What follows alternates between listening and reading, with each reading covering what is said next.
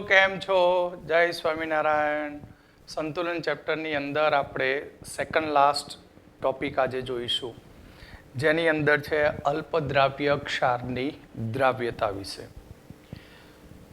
સામાન્ય રીતે સોલ્ટની દ્રાવ્યતાની વાત કરીએ તો ત્યાં સોલ્ટ તરીકે મોટાભાગે આયનીય સોલ્ટ હોય છે.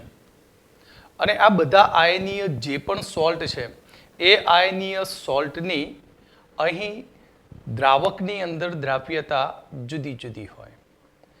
દરેકે દરેક સોલ્ટ માટેની દ્રાવ્યતા એક સરખી હોતી નથી.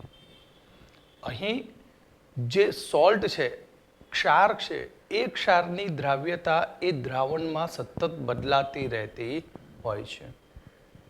એક્ઝામ્પલ તરીકે હું તમને કહું કે કેલ્શિયમ ક્લોરાઇડ CaCl2 ચોક, તો કેલ્શિયમ ક્લોરાઇડ એ એવો સ્વભાવ ધરાવતો દ્રવ છે કે જે વાતાવરણમાં રહેલી પાણીની બાષ્પને પણ શોષી લે છે અને તે પાણીની બાષ્પનું શોષણ કરીને તે ઓગળી જાય છે.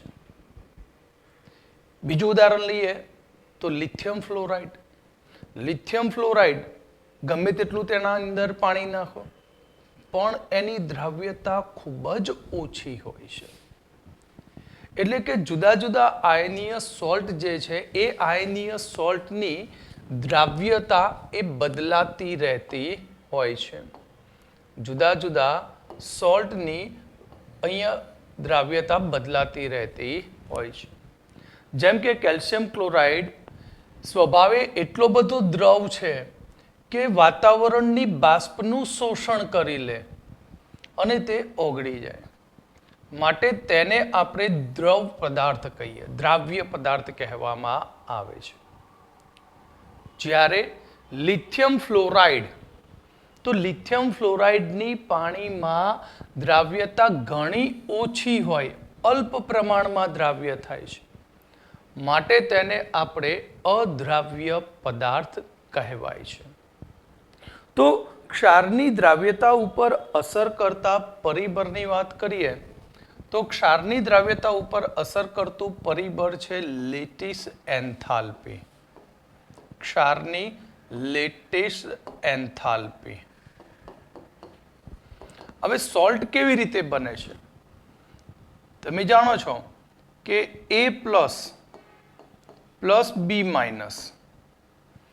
આ ધન આયન અને ઋણ આયન જેમની વચ્ચે સ્થિર વિદ્યુતીય આકર્ષણ બળ લાગે અને પોઝિટિવ નેગેટિવ આકર્ષણ બળથી AB સોલ્ટ બને. AB શું બની જાય? સોલ્ટ. અને જ્યારે સોલ્ટ બને ત્યારે ત્યાં ઉર્જાનું ઉત્સર્જન થશે, ધારો કે X kJ/mol. પણ જ્યારે આ જ સોલ્ટને આપણે કોઈ દ્રાવકની અંદર ઓગાળીએ, જેમ કે AB solid gives H2O, તો આ સોલ્ટને ઓગાળવા માટે ઉષ્માની જરૂર પડે. અને તે કેટલી જરૂર પડે? તો જેટલી ગુમાવેલી એન્થાલ્પી હતી, લેટેસ્ટ એન્થાલ્પી, તેટલી એન્થાલ્પી મેળવીને તે સોલ્ટ પાણીમાં ડિઝોલ્વ થાય. તે સોલ્ટ પાણીમાં શું થશે? ડિઝોલ્વ થશે. પણ તેને આટલી જરૂરી ઉર્જા ક્યાંથી મળે? જે X કિલોજૂલ જેટલી ઉર્જાની જરૂર છે તે ઉર્જા ક્યાંથી મળવી જોઈએ? તો તે જલ યોજનથી મળવી જોઈએ. કે જ્યારે આપણે કોઈ સોલ્ટને ડિઝોલ્વ કરીએ ત્યારે તે સોલ્ટમાં રહેલા આયનો એ દ્રાવક સાથે યોજન કરતા હોય છે. અને દ્રાવક સાથે યોજન કરે ત્યારે ત્યાં ઉર્જાનું ઉત્સર્જન થતું હોય છે. જે ઉત્સર્જિત થતી ઉર્જાનું મૂલ્ય નેગેટિવ હોય છે. જ્યારે AB ને તોડવા માટેની ઉર્જાનું મૂલ્ય પોઝિટિવ હોય છે. એટલે લેટેસ્ટ એન્થાલ્પી સોલ્ટ માટે ધન હોય અને જ્યારે તે પાણીમાં કે કોઈ દ્રાવકની અંદર નાખીએ અને તેને દ્રાવકમાં ઉમેરવાથી દ્રાવક સાથે યોજન કરે અને એ યોજન થાય ત્યારે ત્યાં ઉર્જાનું ઉત્સર્જન થાય અને તે ઉત્સર્જિત થતી ઉર્જાનું મૂલ્ય નેગેટિવ હોય. કેવું હોય? નેગેટિવ હોય. અને એ નેગેટિવ મૂલ્ય એ આપેલા ઉર્જાના મૂલ્ય કરતાં વધુ હશે તો જ તે સોલ્ટ તે દ્રાવકમાં ઓગળી જશે. એટલે અહીંયા જ્યારે સોલ્ટને પાણીમાં નાખીએ સપોઝ, તો પાણીમાંથી A+ બને તો A+ ની આસપાસ પાણીના અણુઓ વીંટળાઈ જાય, પાણી સાથે તેનું જોડાણ થાય, એટલે ત્યાં A+ નું જોડાણ થશે. અને જાણો છો તમે કે જ્યારે કોઈ ધન કે ઋણનું જોડાણ થાય ત્યારે ઉર્જા મુક્ત થાય. એટલે અહીંયા ઉર્જાનું શું થશે? ઉત્સર્જન થશે. તે જ પ્રમાણે B- ની આસપાસ દ્રાવકના અણુઓ વીંટળાય અને એ વીંટળાય ત્યારે તે દ્રાવક સાથે તેનું જોડાણ થાય અને એ જોડાણ થાય ત્યારે ઉર્જાનું ઉત્સર્જન થાય. એટલે અહીંયા B- aqueous બને, A+ aqueous બને અને સાથે સાથે બંને ઉર્જાનું શું કરે? ઉત્સર્જન કરે. અને તે ઉત્સર્જિત થતી ઉર્જા જો લેટેસ્ટ એન્થાલ્પી કરતા વધી જાય તો જ તે આયનીય સોલ્ટ તે દ્રાવકમાં ડિઝોલ્વ એટલે કે ઓગળી જતો હોય છે. સિમ્પલ લોજિક કે જલયોજન એન્થાલ્પી, જો દ્રાવક તરીકે પાણી હોય તો જલયોજન એન્થાલ્પીનું મૂલ્ય સંયોજનની લેટેસ્ટ એન્થાલ્પી કરતાં વધુ હોય તો તે સંયોજન પાણીમાં ઓગળી જશે અને તેમાં ધન આયન અને ઋણ આયન આપણને મળશે. એટલે અહીંયા આપણે આગળ વધીએ તો ક્ષારની દ્રાવ્યતા ઉપર અસર કરતા પરિબળોમાં તો ક્ષારની દ્રાવ્યતા, ક્ષારની લેટેસ્ટ એન્થાલ્પી અને દ્રાવણમાંના આયનોનું જે દ્રાવક યોજન થાય છે, A+ નું પાણી સાથેનું જોડાણ થયું ત્યારે જે જલ યોજન એન્થાલ્પી અથવા દ્રાવક યોજન એન્થાલ્પી મળે તેના ઉપર આધાર રાખે છે. એટલે કે ક્ષારને દ્રાવકમાં ઓગાળવા માટે આયનો વચ્ચે એક પ્રબળ આકર્ષણ બળ હોય છે. A+ અને B- વચ્ચે પ્રબળ આકર્ષણ બળ હોય છે. એ આકર્ષણ બળને તોડવા માટે આપણે ઉર્જા આપીએ છીએ. તો તેના માટેની લેટેસ્ટ એન્થાલ્પીનું મૂલ્ય ધન હોય છે. જ્યારે આયન દ્રાવક સાથે જોડાય ત્યારે આયનની દ્રાવક યોજન એન્થાલ્પીનું મૂલ્ય હંમેશા ઋણ હોય છે. કારણ કે ત્યાં A+ નું પાણીના O- પ્રત્યે આકર્ષણ થાય અને આકર્ષણથી બંને જોડાય ત્યારે ત્યાં ઉર્જાનું ઉત્સર્જન થાય. B- પાણીના H+ સાથે આકર્ષણ કરે, તેની સાથે જોડાય, ઉર્જાનું ઉત્સર્જન કરે. એટલે કે આયનની દ્રાવક યોજન એન્થાલ્પીનું મૂલ્ય નેગેટિવ હોય છે. એટલે કે દ્રાવક યોજન પ્રક્રમ દરમિયાન ઉર્જા મુક્ત થાય અને જો ઉર્જા વધારે મુક્ત થાય તો તે ક્ષાર તે દ્રાવકમાં ઓગળી જાય છે. એટલે કે જો અહીં દ્રાવ્ય યોજન એન્થાલ્પીનું મૂલ્ય લેટેસ્ટ દ્રાવક યોજન એન્થાલ્પીનું મૂલ્ય લેટેસ્ટ એન્થાલ્પી કરતા વધી જાય તો તે ક્ષાર તે દ્રાવકમાં ઓગળે છે. અધ્રુવ્ય પદાર્થની વાત કરીએ તો અધ્રુવ્ય પદાર્થો એ સહસંયોજક બંધ ધરાવતા હોય છે. આપણે વાત કરી કે કેલ્શિયમ ક્લોરાઇડ એ પાણીની બાષ્પનું શોષણ કરીને ઓગળી શકે. કેમ? કારણ કે Ca+2 અને 2Cl- જ્યાં આયનીય બંધ છે, જ્યારે લિથિયમ ફ્લોરાઇડ એ અધ્રુવ્ય છે, ત્યાં સહસંયોજક બંધનું વલણ વધારે હોય છે. એટલે લિથિયમ ફ્લોરાઇડ જે અધ્રુવ્ય સહસંયોજક, એટલે અધ્રુવ્ય દ્રાવકની બાબતમાં, હવે તેવા પદાર્થને ઓગાળવા માટે આપણે શું જોઈએ? અધ્રુવ્ય દ્રાવકમાં. તો અધ્રુવ્ય દ્રાવકની બાબતમાં દ્રાવક યોજન એન્થાલ્પી ઓછી હોય છે, જે સહસંયોજક ક્ષારની લેટેસ્ટ એન્થાલ્પીની ઉપરવટ જઈ શકતી નથી. માટે તેવા સોલ્ટ દ્રાવકમાં ઓગળતા નથી. એટલે લિથિયમ ફ્લોરાઇડની લેટેસ્ટ એન્થાલ્પીનું મૂલ્ય ઘણું વધારે છે કોના કરતા? દ્રાવક યોજન એન્થાલ્પી કરતા. પોઝિટિવ મૂલ્ય છે, માટે તે અદ્રાવ્ય હોય છે.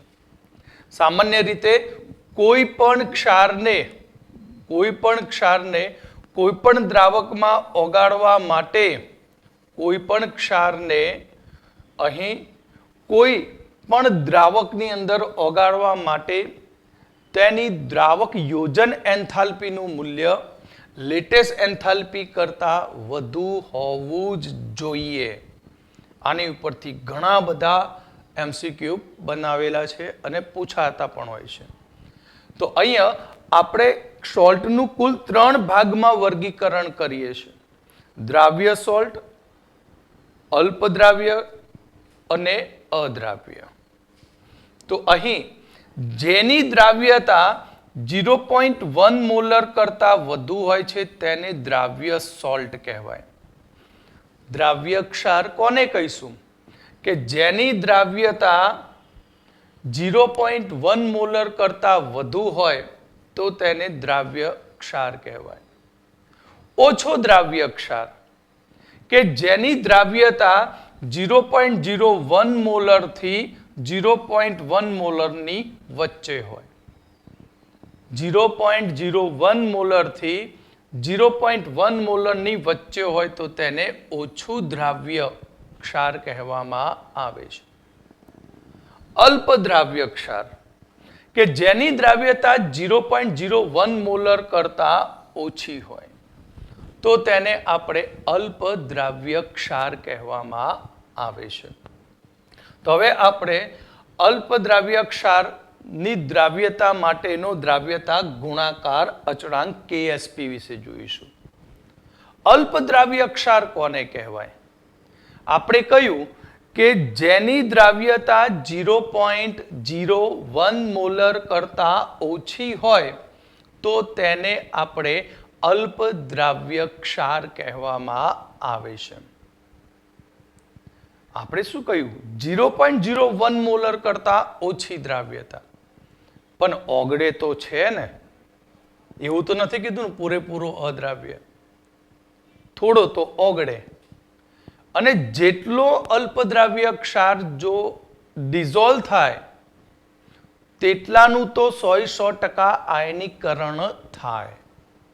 તેટલાનું તો શું થાય? 100% આયનીકરણ થાય.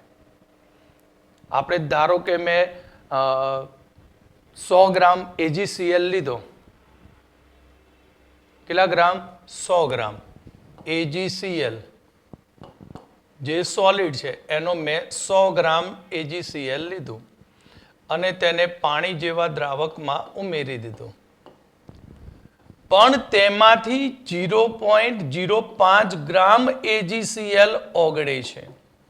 કેટલો ઓગળે છે? 0.05 ગ્રામ.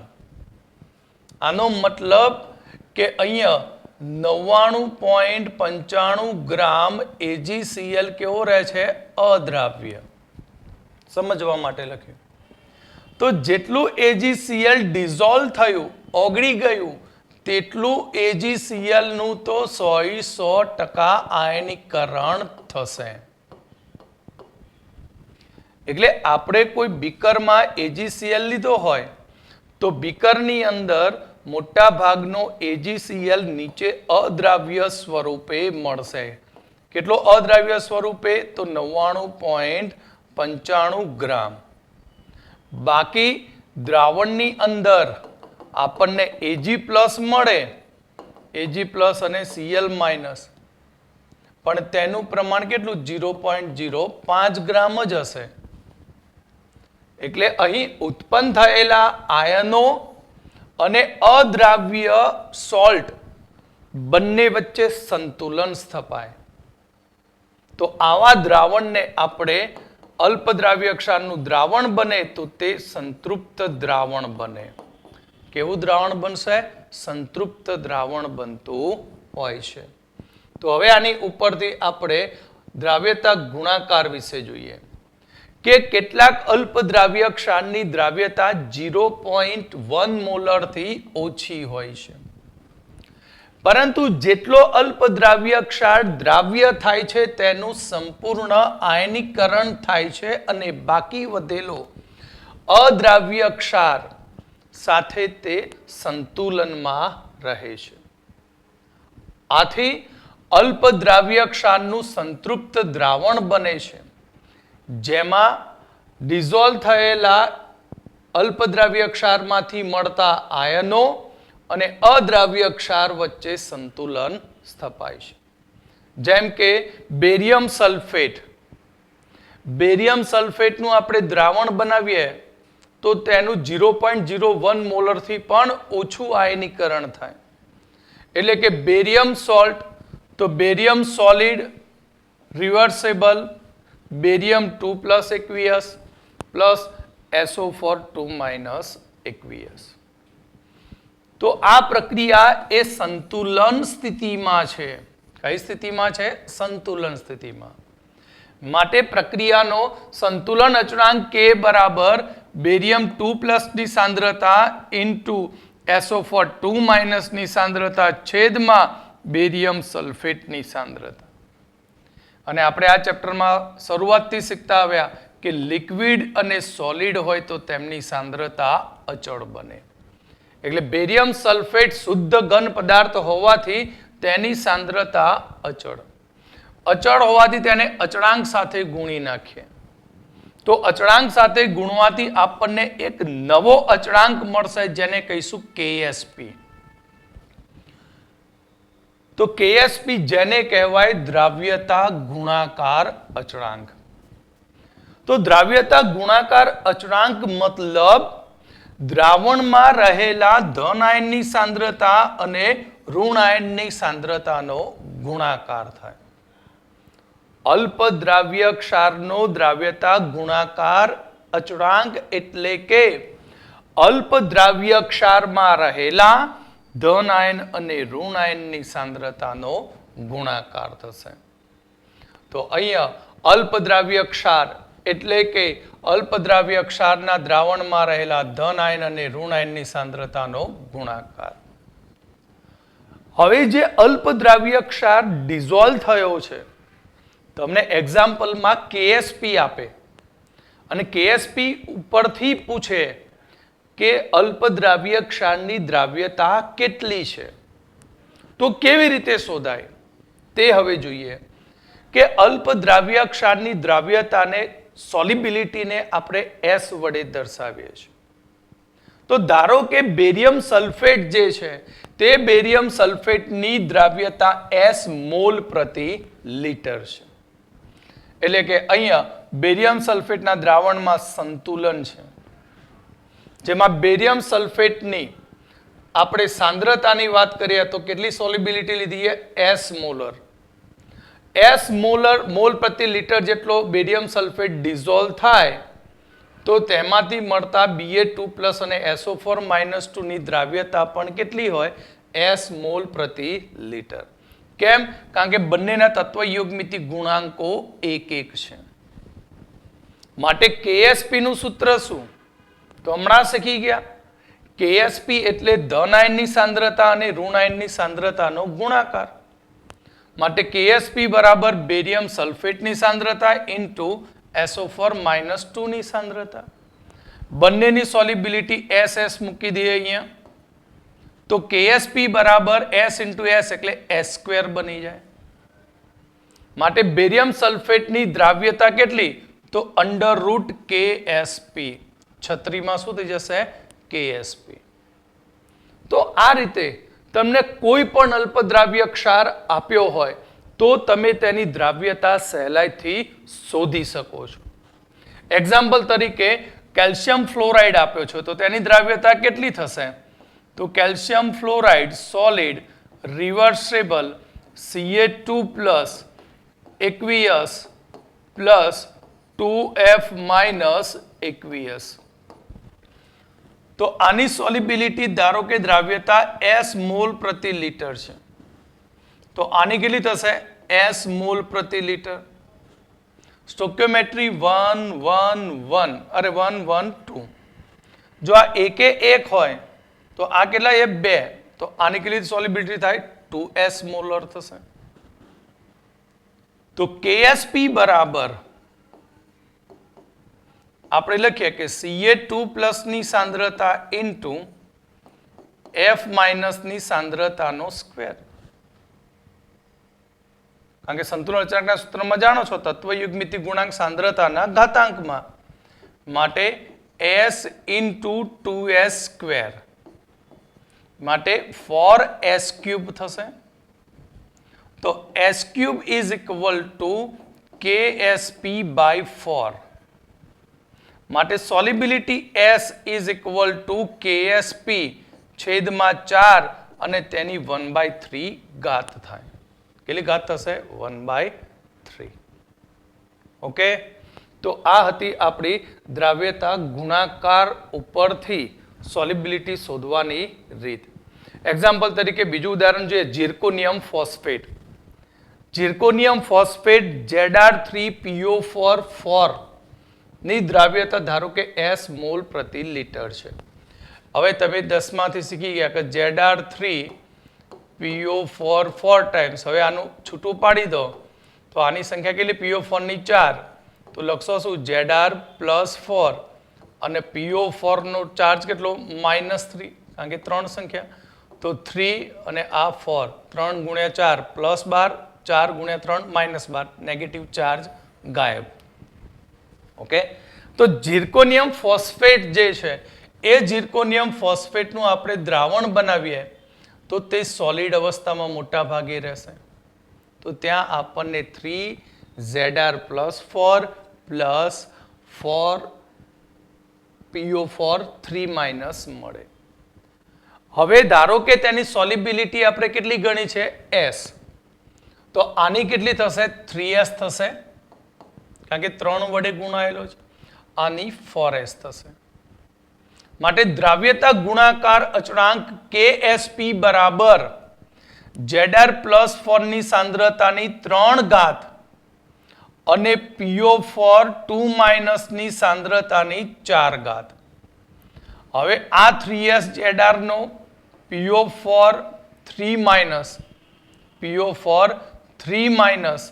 ની સાંદ્રતા કેટલી? 4S મૂકી દઈશું તો અહીંયા KSP બરાબર 3S ની 3 ઘાત 4S ની 4 ઘાત સાદુરૂપ આપીએ તો 6912 S ની કેટલી ઘાત? 7 ઘાત થશે. તો હવે S ની 7 ઘાત હોય તો S ની દ્રાવ્યતા કેટલી? તો KSP છેદમાં આ રીતે થવાનું ને S ની 7 ઘાત બરાબર KSP છેદમાં 6912. તો એની આખાની શું થાય? S દૂર કરી દઈએ, ઘાત દૂર કરીએ તો સામે 1/7 થાય. તો આવા કોઈ પણ સોલ્ટ આપેલા હોય તો તેના માટે આપણે KSP નું સૂત્ર બનાવીએ અને એના ઉપરથી તેની દ્રાવ્યતા કેવી રીતે નક્કી થાય તે જોઈએ. ધારો કે કોઈ એક ઘન સોલ્ટ છે MXP પ્લસ XYQ- એટલે કે M નો વીજભાર P પ્લસ જેટલો છે. P એટલે ગમે તે સંખ્યા 1 2 3 4 5 અને X નો નેગેટિવ ચાર્જ Q છે અને Q બરાબર -1 -2 -3 -4 હોઈ શકે. અહીંયા જે ધન આયન છે તેની સંખ્યા X છે, ઋણ આયનની સંખ્યા Y છે અને તેનું આપણે સંતૃપ્ત દ્રાવણ બનાવી તેની દ્રાવ્યતા S નક્કી કરીએ. તો અહીંયા આપણે સમીકરણ બનાવીએ તો સોલ્યુબિલિટી માટે તો mxp પ્લસ xyq માઇનસ હવે આ તૂટે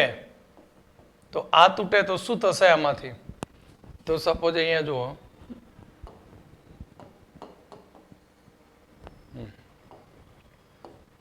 હવે અહીંયા આપણે m p પ્લસ જેની સંખ્યા x છે x q માઇનસ જેની સંખ્યા y છે હવે આને તોડી નાખીએ તો આની સંખ્યા m p પ્લસની x સંખ્યા અને x q માઇનસની y સંખ્યા તો આપણે ઇક્વેશન બનાવીએ x તત્વયુગ્મિતિ ગુણાંક m જેની ધન વીજભાર p પ્લસ છે ઇન્ટુ પ્લસ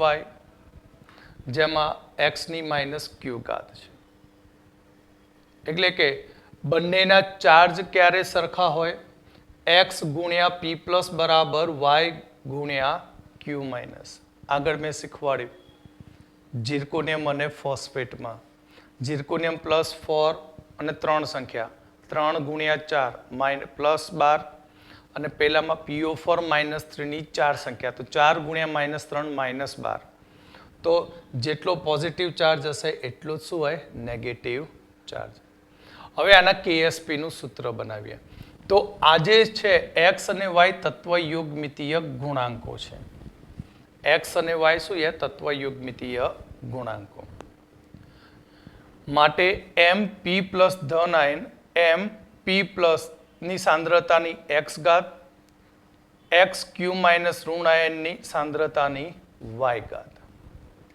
હવે આપણે સોલ્યુબિલિટી મૂકી દઈએ આની કેટલી સંખ્યા આની દ્રાવ્યતા કેટલી s આની દ્રાવ્યતા પણ s પણ કેટલી સંખ્યા એ y આની સંખ્યા કેટલી છે x તો હવે આ બંને જે કિંમતો મળી તે બંને કિંમતો આ સૂત્રમાં અહીંયા આપણે મૂકી દઈએ માટે x s ની y ઘાત y s ની y ઘાત હવે આપણે x અંદર મૂકી દઈએ તો x ની x ઘાત s ની x ઘાત y ની y ઘાત અને s ની y ઘાત આ રીતે બનશે સમીકરણ પણ s બંનેમાં આધાર સરખો થાય માટે ઘાતોનો શું થઈ જશે સરવાળો થશે માટે KSP બરાબર x x ની x ઘાત y y ની y ઘાત અને s x plus y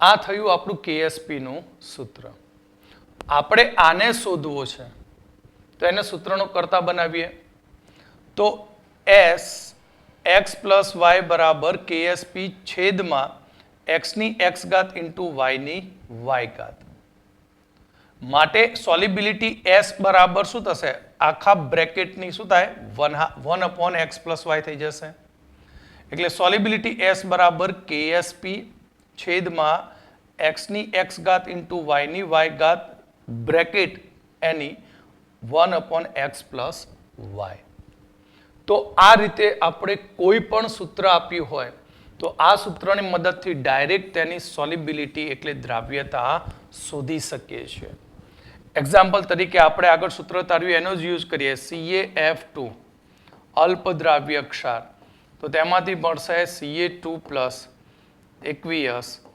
plus 2F minus aqueous કંઈ જ નથી આની સંખ્યા કેટલી છે Ca પ્લસ 2 ની એક જ તો x બરાબર 1 આની સંખ્યા કેટલી 2 તો y બરાબર 2 તો CaF2 ની દ્રાવ્યતા કેટલી તો CaF2 ની સોલ્યુબિલિટી s બરાબર x ની x ઘાત y ની y ઘાત અને KSP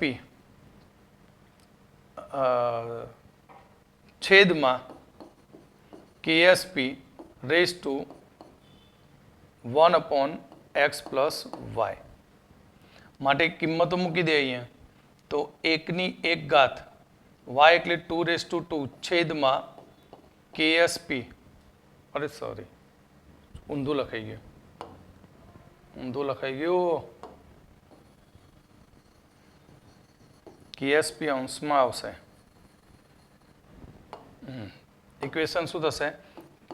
KSP છેદમાં x ની x ઘાત ઇન્ટુ y ની y ઘાત raise to 1/x plus y. માટે KSP x ની 1 ની 1 ઘાત 2 ની 2 ઘાત અને 1/1 પ્લસ 2.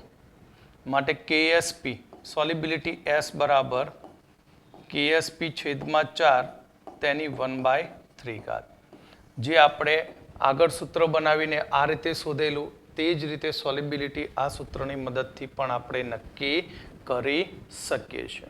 ઓકે, તો હવે આપણે કોયડો જોઈશું 7.26.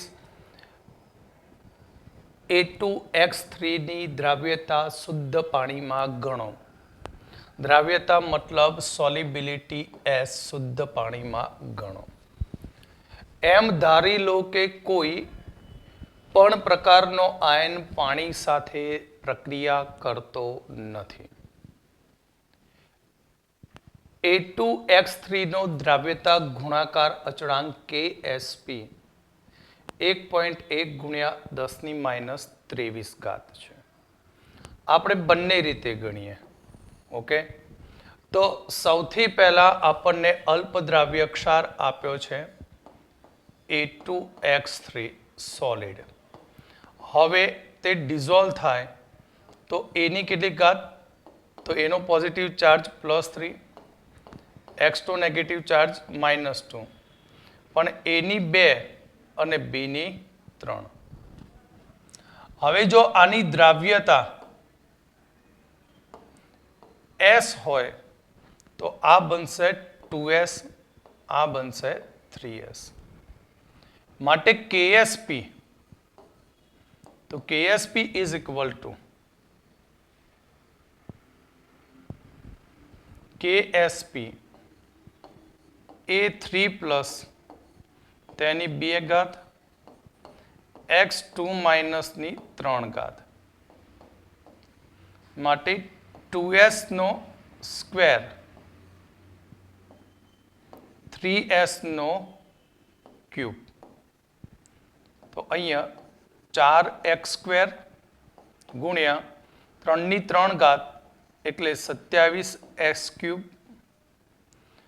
તો 108. S ની કેટલી ઘાત? 5 ઘાત. માટે S ની 5 ઘાત બરાબર KSP છેદમાં 108. માટે KSP આપણને આપ્યો છે 1.1 ગુણ્યા 10⁻23 ઘાત છેદમાં 108. 108 એટલે 100 ગણીને આગળ વધીએ તો 0.01 ઇન્ટુ 10⁻23. અહીંયા આપણા જોડે ઘાત કેટલી છે? 5 છે. તો 1 ગુણ્યા 10⁻25 ઘાત. તો દ્રાવ્યતા S બરાબર 1 ગુણ્યા 10⁻25 તેની 1/5 ઘાત. એટલે કે 1/5 ઘાત ગુણ્યા 10⁻25 ની 1/5 ઘાત. હવે 1 ને કંઈ લેવાની જરૂર નથી. તો 1 ગુણ્યા 10⁻5 ઘાત. આ થઈ તેની દ્રાવ્યતા. આ એનો આન્સર. તો A2X3 ની દ્રાવ્યતા કેટલી? તો 1 ગુણ્યા 10⁻5 ઘાત. હવે આપણે ડાયરેક્ટ પણ બનાવી શકીએ બીજી રીત.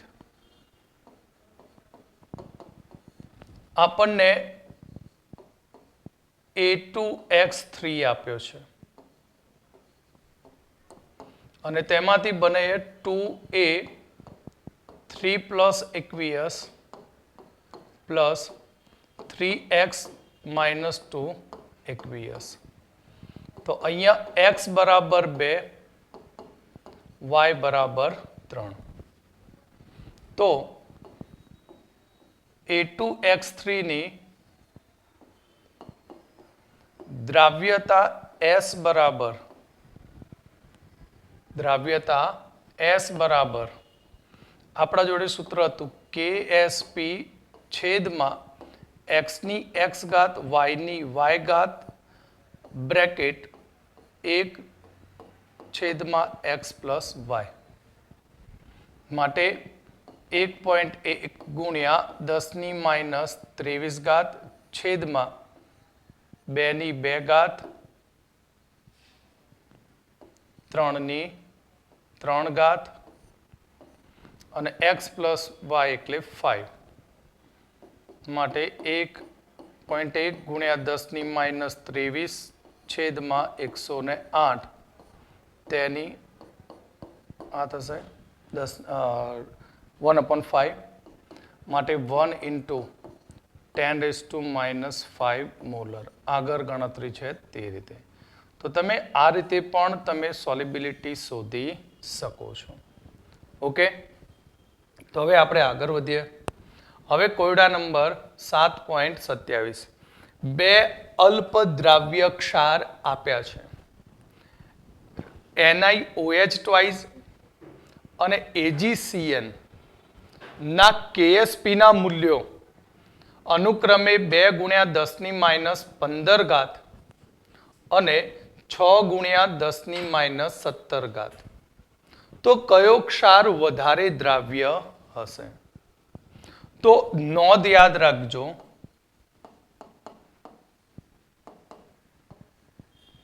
જેનો KSP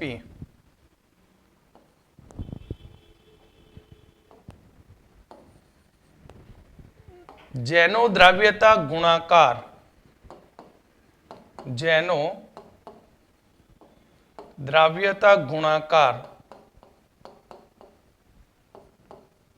KSP વધુ તેની દ્રાવ્યતા વધુ.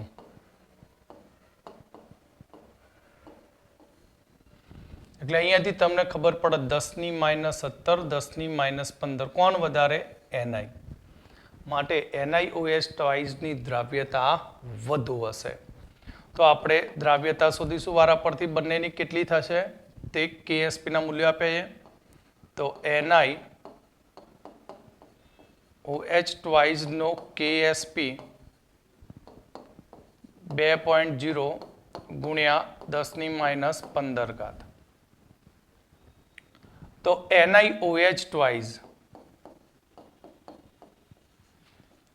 સોલ્યુશન બને, દ્રાવણ બને તો Ni2 plus aqueous plus 2OH minus aqueous. તો આની સોલ્યુબિલિટી S મોલર તો આની 2S મોલર થશે. માટે KSP is equal two Ni2 પ્લસની સાંદ્રતા ઇન્ટુ OH માઇનસની સાંદ્રતાનો સ્ક્વેર. માટે S ઇન્ટુ 2S નો સ્ક્વેર માટે S ક્યુબ બરાબર હવે ડાયરેક્ટ લખું છું KSP છેદમાં 4 થશે S ઇન્ટુ 4S સ્ક્વેર એટલે 4S ક્યુબ માટે S ક્યુબ બરાબર આ થશે. તો આપણે સોલ્યુબિલિટી S શોધવીએ તો S બરાબર KSP છેદમાં 4 તેની 1/3 ઘાત.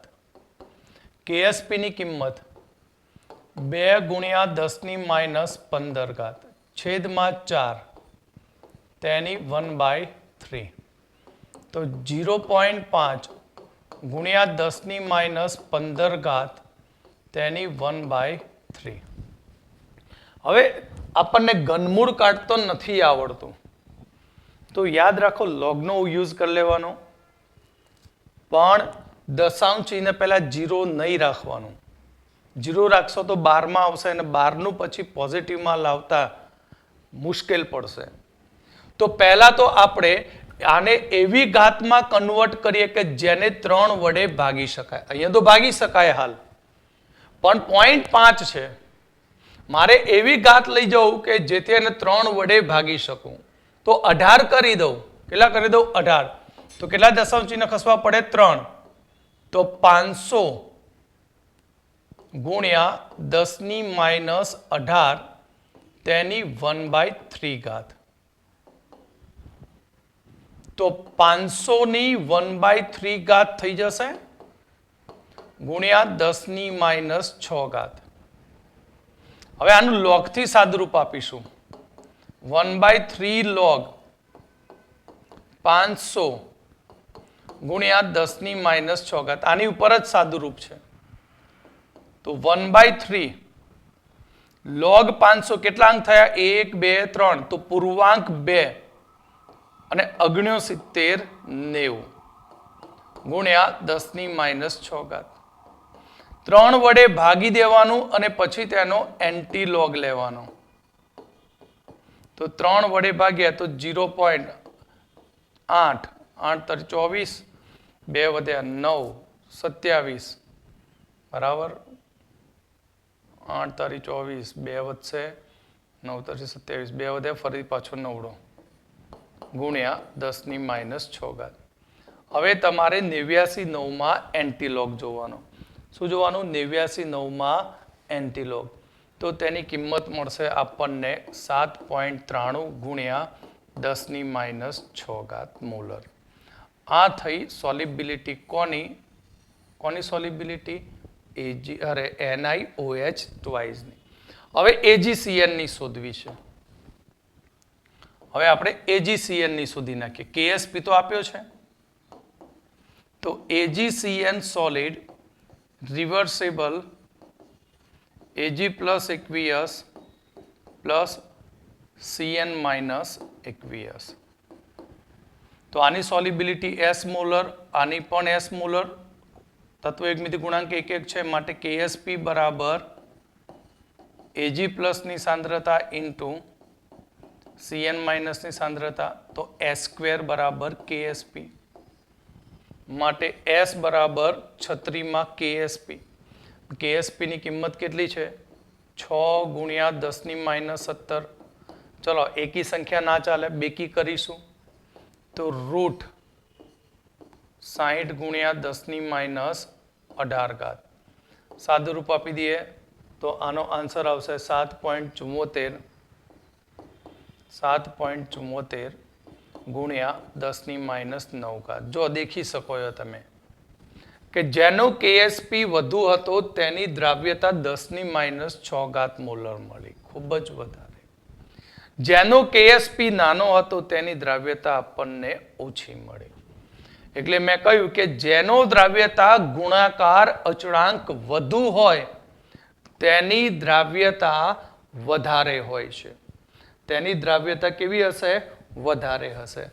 તો ચલો આગળ આપણે જોઈએ કે અહીંયા એક્ઝામ્પલની અંદર આપણને ટોટલ 5 દાખલા આપી દીધા છે. કેટલા એક્ઝામ્પલ? 1 માં 5. આપણે એક જ ગણીશું, બાકીના બધા સેલ્ફમાં જે રીતે મેં આગળ શીખવાડ્યું તે રીતે. કે 298 કેલ્વિન તાપમાને silver chromate, barium chromate, ferric hydroxide, lead hydroxide અને મર્ક્યુરસ ક્લોરાઇડની દ્રાવ્યતા કોષ્ટકમાં આપેલી છે. અને કોષ્ટકમાં આપેલા તેમના દ્રાવ્યતા ગુણાકાર પરથી ગણો અને વ્યક્તિગત આયનોની મોલારિટી પણ નક્કી કરો. હવે સોલ્યુબિલિટી જે મળી એમાં ઉપરથી આપણે દરેકની શું શોધવાની? વ્યક્તિગત મોલારિટી. અહીંયા આપણને ફર્સ્ટ આના લઈ લઈએ આપણે સૌથી પહેલું. તો આપણે સિલ્વર ક્રોમેટ Ag2CrO4. હવે આને આપણે ડિઝોલ્વ કરીએ સોલ્ટને તો ત્યાં આપણને 2Ag plus aqueous plus CrO4 2 minus aqueous મળે. ધારો કે આની દ્રાવ્યતા S મોલ પ્રતિ લિટર છે. તો આની 2S મોલ પ્રતિ લિટર, આની S મોલ પ્રતિ લિટર. માટે KSP is equal to AG પ્લસની સાંદ્રતાનો સ્ક્વેર CrO4 2 માઇનસની સાંદ્રતા માટે 2s નો સ્ક્વેર s તો 4s³ બરાબર KSP. તો s બરાબર KSP છેદમાં 4 તેની 1/3 ઘાત. KSP 1.1 ગુણ્યા 10⁻12 ઘાત છેદમાં 4 તેની 1/3 ઘાત. હવે 1/4 એટલે કેટલો આવશે? 1/4 ભાગ. તો 1/4 ભાગ 0.75 ની આસપાસ આપણને મળશે. કેટલો મળશે? 0.75 ની આસપાસ.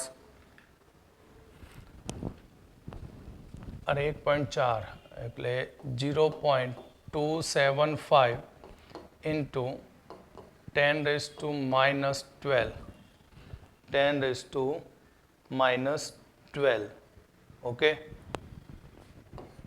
તેની કેટલી ઘાત? 1/3. અહીંયા પણ ડખો પડ્યો આગળની જેમ જ. શું કહ્યું તું યાદ છે? ઘાત એવી બનાવો કે જેથી એને 3 વડે ભાગી શકાય. દશાંશ ચિહ્ન આગળ 0 હોય તો કોઈ આપણે દુસ્સાહસ કરવાનું નહીં, લોગ લેવાનું ડાયરેક્ટ, નહીં તો ગયા. કેમ? કારણ કે આપણને 12નું ફેરવતા આવડતું નથી તમને મોટા ભાગે. તો 275 ગુણ્યા 10⁻15 ઘાત તેની 1/3 માટે s બરાબર 275 ની 1/3 into 10⁻5. આગળ શીખવાડ્યું તે પ્રમાણે 1/3 log 275 ગુણ્યા 10⁻5 ઘાત માટે 1/3 કેટલા અંક? 1 2 3 તો પૂર્વાંક 2 27 નો 5મા log તો અહીંયા આપણને મળશે 439 into 10⁻5. તો anti-log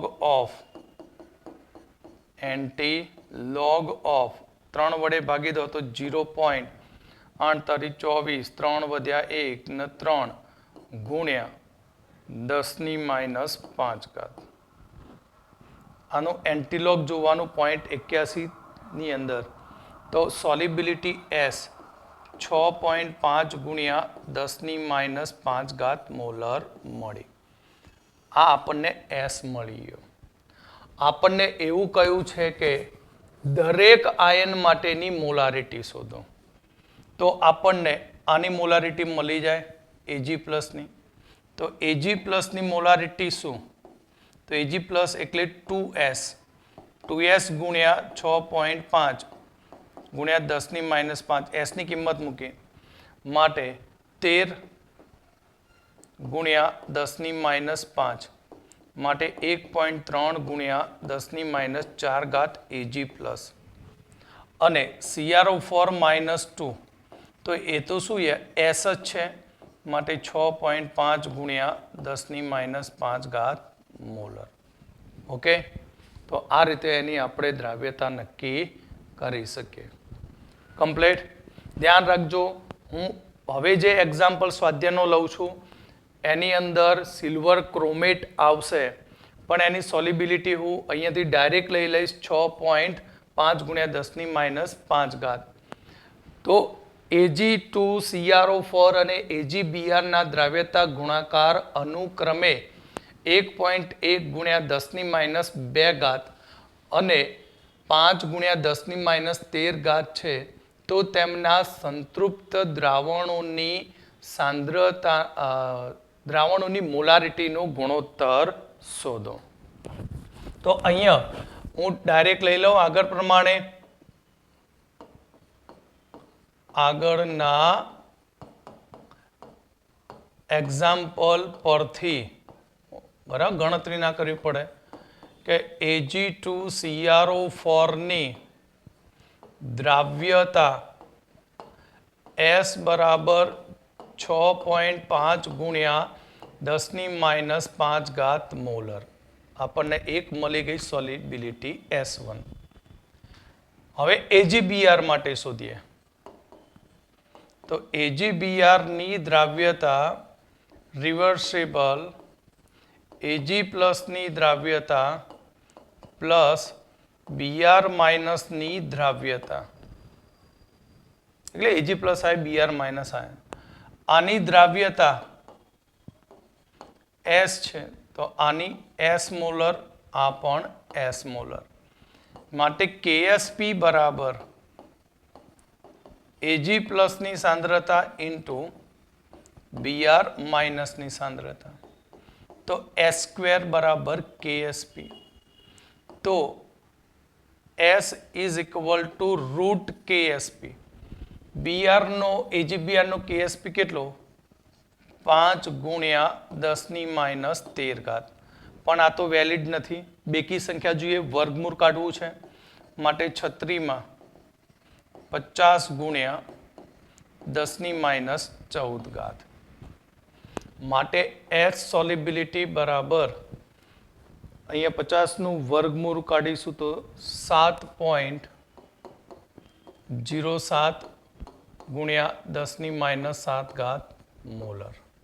આ થઈ આપણી S2 સોલિબિલિટી. કોની? AgBr માટેની. તો હવે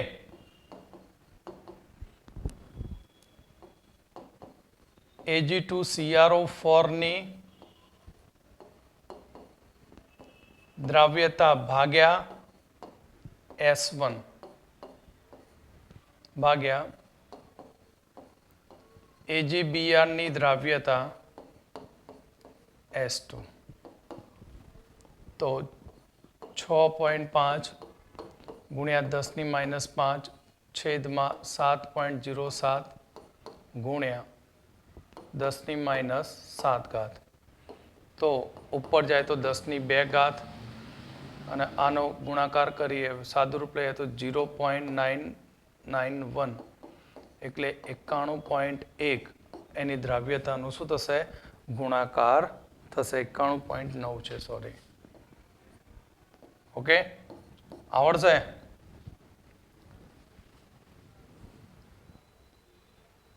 હવે આપણે 7.70 મિક્સિંગ સરસ મજાનું એ કે બેન્ઝોઇક એસિડનો આયનીકરણ અચળાંક. કોનો અચળાંક? બેન્ઝોઇક એસિડ, જેનું સૂત્ર એ C6H5COOH નો Ka 6.46 ગુણ્યા 10⁻5 છે. સિલ્વર બેન્ઝોએટ એસ્ટર બની ગયો. H એસિડનો ગાયબ, એની જગ્યાએ Ag. સિલ્વર બેન્ઝોએટનો KSP 2.5 ગુણ્યા 10⁻13. સિલ્વર બેન્ઝોએટની શુદ્ધ પાણીમાં દ્રાવ્યતા કરતા pH 3.19 વાળા બફર દ્રાવણમાં કેટલા ગણી વધારે દ્રાવ્યતા થશે? રકમને તમે શાંતિ જુઓ. બેન્ઝોઇક એસિડનો આયનીકરણ અચળાંક આપ્યો છે, સિલ્વર બેન્ઝોએટનો KSP આપ્યો છે, સાથે સાથે એવું કહે છે કે સિલ્વર બેન્ઝોએટની પાણીમાં દ્રાવ્યતા જે છે તેના કરતા 3.19 pH વાળા બફર દ્રાવણમાં તેની દ્રાવ્યતા કેટલા ગણી હશે? એટલે અહીંયા આપણે દ્રાવ્યતા બે ભાગમાં શોધવાની. એક તો સૌથી પહેલા પાણીમાં સિલ્વર બેન્ઝોએટની કેટલી દ્રાવ્યતા છે તે શોધવાની. પછી 3.19 pH વાળા બફર દ્રાવણમાં આપણે સિલ્વર બેન્ઝોએટની દ્રાવ્યતા શોધવાની.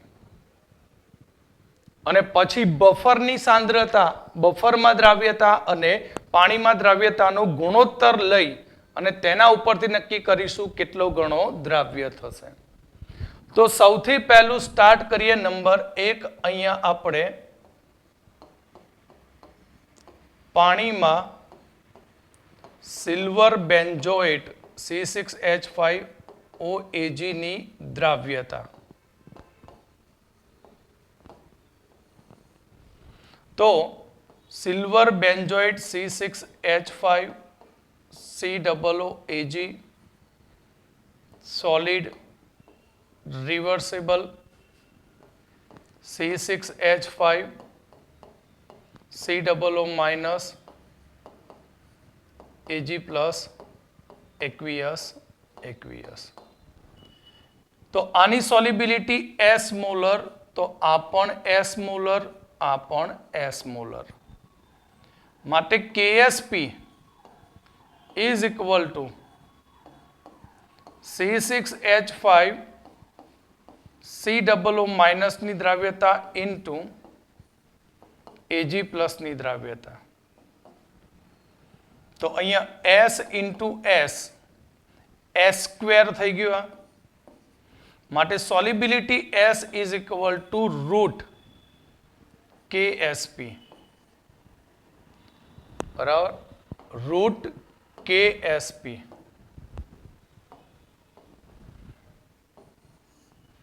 તો અહીંયા આપણે અંડર રૂટ કેટલો છે, તો આને આપણે આ રીતે લખી દઈએ 25 ગુણ્યા 10⁻14. આપણને સીધો હિસાબ કરતા ફાવે. 25 ગુણ્યા 10⁻14. માટે પાણીમાં સોલ્યુબિલિટી 5 ગુણ્યા 10⁻7 મોલર છે. પાણીમાં આપણને દ્રાવ્યતા મળી ગઈ. હવે આપણે બફર દ્રાવણની પીએચ આપી છે. તો સૌથી પહેલું પીએચ ઉપરથી H+ શોધી નાખીએ. તો પીએચ 3.19 એટલે લગભગ 3.20 લઈ દઉં. હિસાબ કરતા ફાવે સહેલાઈથી. માટે તો આપણે જાણીએ છીએ કે log H+ બરાબર માઇનસ પીએચ. ઊંધું મૂકી દીધું મેં રિવર્સ. એટલે કે માઇનસ 3.20 પ્રતિ ઘાતાંક લો.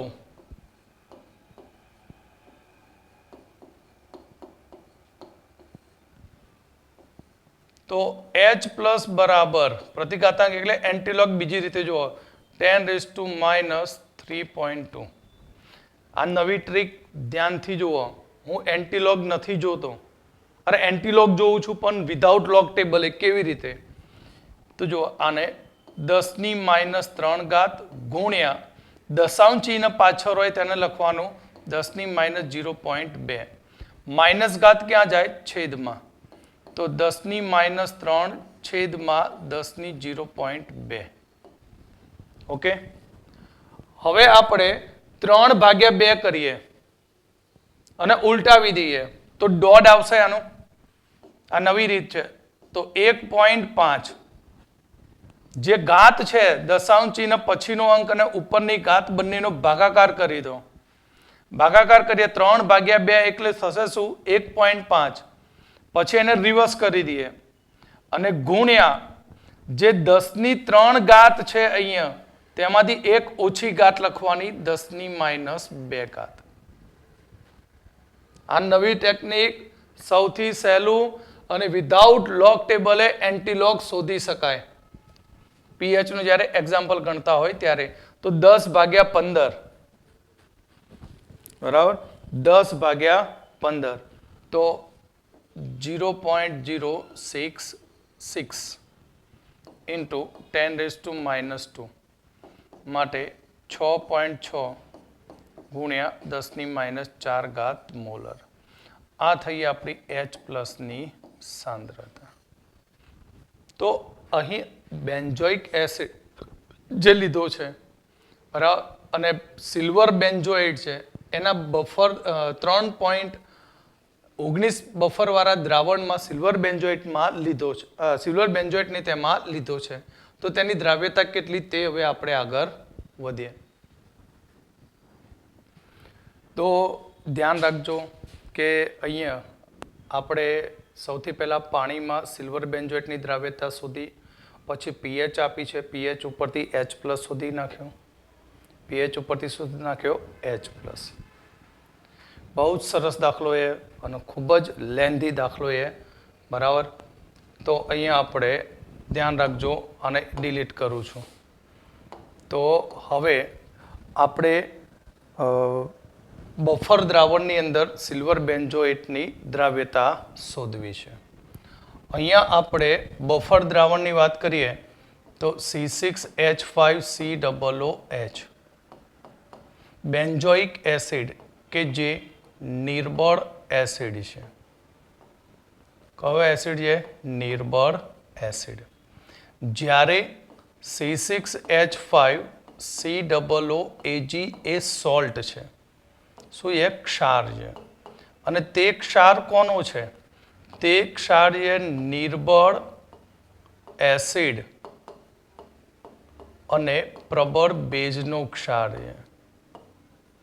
નિર્બળ એસિડ અને શું એ પ્રબળ બેઝનો ક્ષાર છે. તો બેન્જોઇક એસિડ વીક એસિડ છે. આમાંથી તો H+ નથી મળવાનો આપણને. તો અહીંયા તમે જુઓ તો બેન્જોઇક એસિડ અને સિલ્વર બેન્જોએટમાં આપણને એક વસ્તુ સમાન જોવા મળે છે.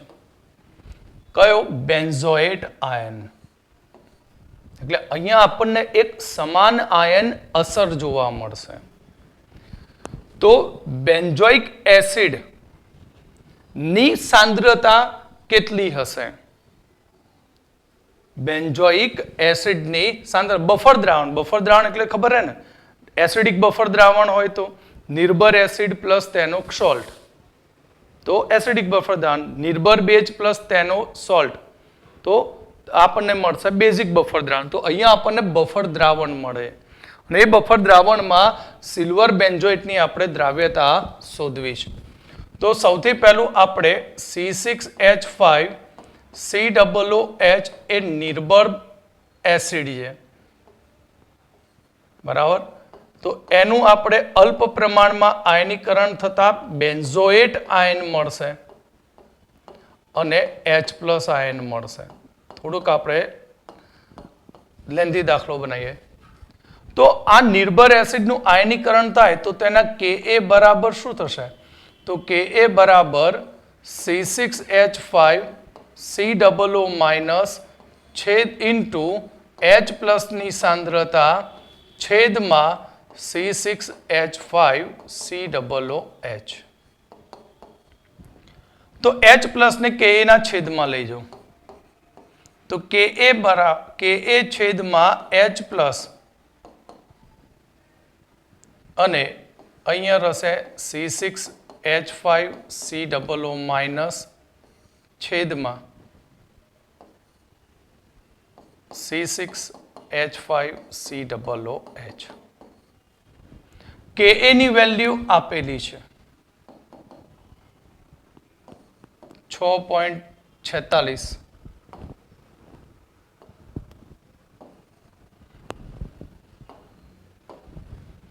6.46 ગુણ્યા 10⁻5 છેદમાં 6.6 ગુણ્યા 10⁻6. કેટલી છે? 6.6 ગુણ્યા 10⁻4. H+ ની સાંદ્રતા ઓકે. કેટલી સાંદ્રતા છે? 4. is equal to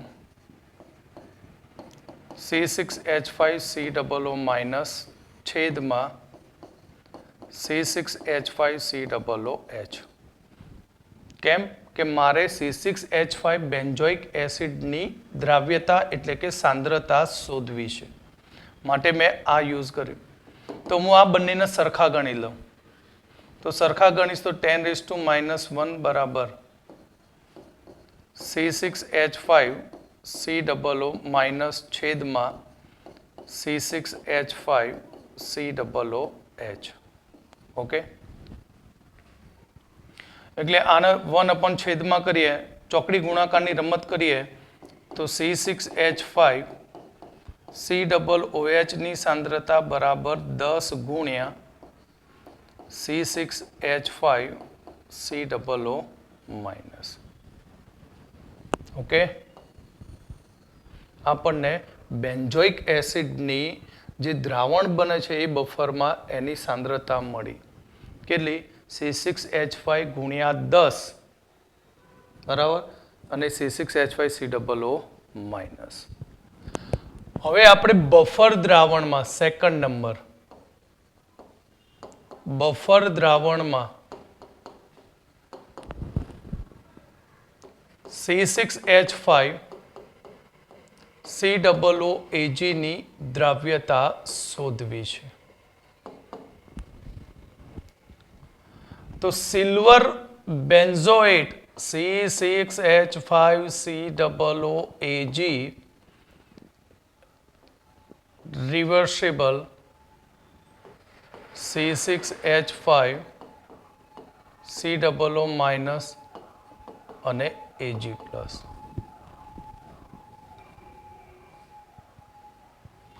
આનું સંપૂર્ણપણે આયનીકરણ થાય. આનું આયનીકરણ કેવું થાય? 100% આયનીકરણ થશે. તો અહીંયા તમે ઇક્વેશનમાં જુઓ કે બેન્ઝોઇક એસિડના દ્રાવણમાં C6H5 ધ્યાનથી જુઓ C6H5COO માઇનસ પ્રેઝન્ટ છે. હવે તેમાં આ સોલ્ટ ઉમેરીએ અને સોલ્ટનું આયનીકરણ કેવું હોય? સંપૂર્ણ હોય, જેટલો વિયોજિત થાય તે. એટલે અહીંયા આપણો C6H5 ધારો કે આની શરૂઆતમાં દ્રાવ્યતા S છે. કેટલી દ્રાવ્યતા છે? S. ધ્યાનથી જોજો, આની દ્રાવ્યતા S, આની પણ S થાય, આની પણ S થશે. સોલિબિલિટી. ઓકે, પણ દ્રાવણમાં બેન્ઝોએટ આયનની સમાન આયન અસર થશે. બેન્ઝોએટ આયનની શું થાય? સમાન આયન અસર થાય. તમને આગળ શીખવાડ્યું કે સમજો અહીંયા હું લખું છું કે C6H5COO બરાબર H રિવર્સિબલ C6H5COO માઇનસ અને આ H પ્લસ. આ કેવો એસિડ? વીક એસિડ છે. તો દ્રાવણમાં બેન્ઝોઇટની સાંદ્રતા વધે તો પ્રક્રિયા કેવી થાય? રિવર્સ થાય. એટલે અહીંયા જે સોલિબિલિટી છે એમાંથી કેટલોક બેન્ઝોએટ આયન એસિડના H+ સાથે જોડાઈને બેન્ઝોઇક એસિડ બનાવી દેશે. એટલે આની સોલિબિલિટી શું થાય? ઘટી જશે. આની સોલિબિલિટી શું થશે? ઘટી જશે. સમજી ગયા કે અહીંયા આપણે બેન્ઝોએટની દ્રાવ્યતા કેટલી ગણીશું? તો આપણે કહ્યું કે C6H5COO minus C6H5COO minus benzoic એસિડના H+ સાથે જોડાઈ જશે. એટલે આમાંથી ધારો કે X જેટલું વપરાઈ ગયું. એટલે અહીંયા આપણી કોન્સન્ટ્રેશન કેટલી મળી? તો S - X અને તેના જોડાણથી આપણને મળે C6H5COOH બેન્ઝોઇક એસિડ. તો એ કેટલું થશે? X જેટલો થશે. કેટલું થશે? X જેટલો. ઓકે, તો અહીં આજે બેન્ઝોઇક એસિડ છે એ કેટલો થયો? X દ્રાવ્યતા ધરાવે છે. એની સાંદ્રતા કેટલી થઈ? S. અરે X જેટલી થઈ. કેટલી થઈ? X. તો આ બેન્ઝોઇક એસિડની દ્રાવ્યતા X છે. જ્યારે તેમાંથી મળતા બેન્ઝોએટની દ્રાવ્યતા કેટલી? S - X. તો હું આ બેન્ઝોઇક એસિડનો X શોધી શકું. સમજો કે અહીંયા મને સમાન આયન અસર થાય. કઈ અસર? સમાન આયન અસર. અને એ સમાન આયન અસરની અંદર બેન્ઝોએટ એસિડના H+ સાથે જોડાઈ ગયો, બેન્ઝોઇક એસિડ બનાવી દીધો. એટલે અહીંયા જે સાદ્રાવ્યતા હતી એમાંથી X જેટલો શું બને? બેન્ઝોઇક એસિડ બની ગયો. તો બેન્ઝોઇક એસિડ માટે કેટલી હશે? તો આપણે અહીંયા સૂત્ર બનાવ્યું છે, જુઓ ધ્યાનથી. તો એની જગ્યાએ બેન્ઝોઇક એસિડની જગ્યાએ x મૂકી દઉં 10 ગુણ્યા આની સાંદ્રતા અહીંયા આપણને મળી કેટલી તો s માઇનસ x તો x બરાબર 10s માઇનસ 10x માટે 11x બરાબર 10s માટે x બરાબર 10/11s એટલે તે 10/11s મારે આની દ્રાવ્યતા શોધવી છે તો મને x ની વેલ્યુ મળી ગઈ તે x ની વેલ્યુ અહીંયા મૂકી દઉં તો x ની વેલ્યુ અહીંયા મૂક્યા તો આપણને C6H5COO માઇનસ ની સાંદ્રતા મળશે કેટલી તો S માઇનસ 10/11x માટે લસા લઈએ તો આપણને અરે સોરી x મૂક્યો ને S આવશે અહીંયા S તો 11s માઇનસ 10s છેદમાં 11 એટલે 1/11s આ થઈ બેન્ઝોએટની દ્રાવ્યતા હજી આપણે સિલ્વર બેન્ઝોએટની દ્રાવ્યતા શોધવાની છે બરાબર ધ્યાન રાખો હું આને ઇરેઝ કરી દઉં બાજુમાં તો જો હવે આપણને સિલ્વર બેન્ઝોએટમાં આની આપણને સોલ્યુબિલિટી મળી ગઈ કેટલી મળી આપણને દ્રાવ્યતા તો દ્રાવ્યતા આની આપણને મળી S/11 તો હવે આપણે KSP નું સૂત્ર મૂકી દઈએ કે KSP બરાબર C6H5COO માઇનસ ની સાંદ્રતા ઇન્ટુ Ag પ્લસ ની સાંદ્રતા KSP ની કિંમત અહીંયા આપી છે કેટલી ડાયરેક્ટ લખું 25 ગુણ્યા 10⁻14 લખી શકાય આની સાંદ્રતા કેટલી તો S/11 આની કેટલી છે S માટે આપણે કહીએ કે S² બરાબર 25 ગુણ્યા 10⁻14 ગુણ્યા 11 તો વર્ગમૂળ કાઢી લઈએ તો S 25 નું વર્ગમૂળ 5 10⁻7 ગુણ્યા આનું 3.4 માટે S 5 ચોક 20 2 વધ્યા 15 ને 17 ગુણ્યા 10⁻17 મોલારિટી આ શેમાં મળી બફરમાં જ્યારે પાણીમાં તમે જાણો છો કેટલી હતી 5 ગુણ્યા 10⁻7 તો આપણે લખીએ કે બફર દ્રાવણમાં દ્રાવ્યતા બરફ નહીં લે બફર મગજ પતી હોય હે બફર